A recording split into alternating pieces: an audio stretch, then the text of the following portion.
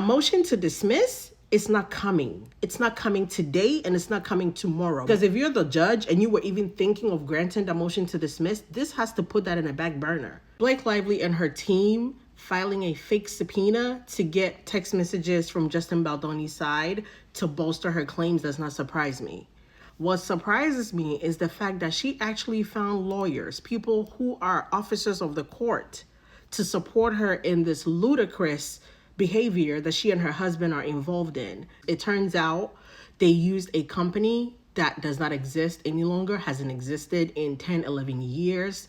A company that they used only one time to purchase items for Taylor Swift's music video. Now you're wondering, what is Van Zandt Inc.? This is their company, Blake and Ryan's, because I was racking my mind to figure out what the hell does Van Zandt mean.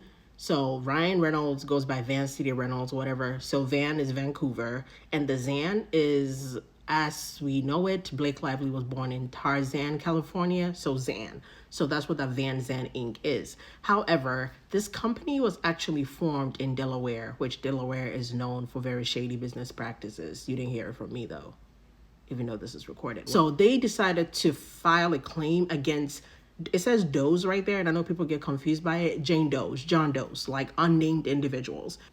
But they filed this sham of a lawsuit, which Brian Friedman says he never knew about it. Which I 100% believe Brian Friedman did not know anything about this, because Jen Abel says when she walked into those offices that day on August 21st, she just was met with like this tough security guy, an IT person, and the chief of staff who had flown in from New York, and the lawyer who pretty much was like, sign here, sign there, give us your phone, give us your laptop, and then told her the attorney claims that JonesWorks believes she had proprietary information on her personal laptop and will likely have grounds to sue if Abel does not allow them access. If you had a subpoena, you hand the lady a subpoena, you say, hey, I have a court order, hand over your phone, hand over your laptop, but you don't hand over a subpoena. In fact, you hand her some form of letter for her to sign. There is nothing in this lawsuit that's about SH. I want you to keep that in mind. So Blake was not trying to file this for SH. SH was never on the top of that lady's mind. She just tagged that on at the end when she realized we're not falling for her crap. And then it was a little too calculated.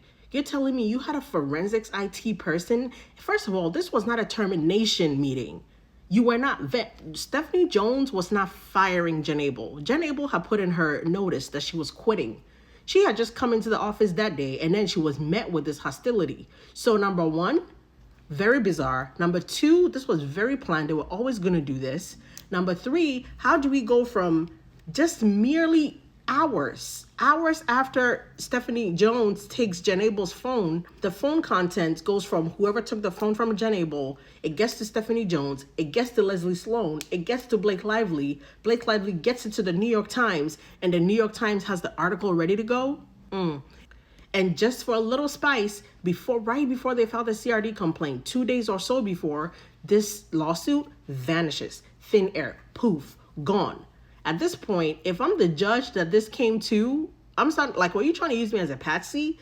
Now the subpoena doesn't have a stamp. It doesn't have a court stamp. So whether the subpoena was approved or not, we don't know. But like, this is so shady in so many ways. I understand Blake and Ryan being shady, but like, where are they finding these lawyers to support them in their shady practices? I did a live with my friend Leanne, who's a lawyer, on YouTube, and she's just as disturbed as I am. But like, I'm not shocked, by the way. I want to be clear. We left shocked somewhere back in December and January.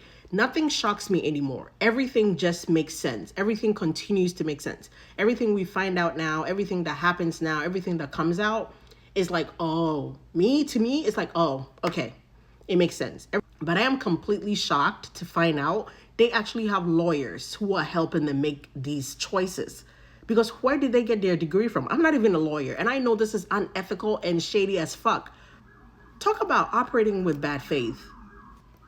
The sirens are a paid actor.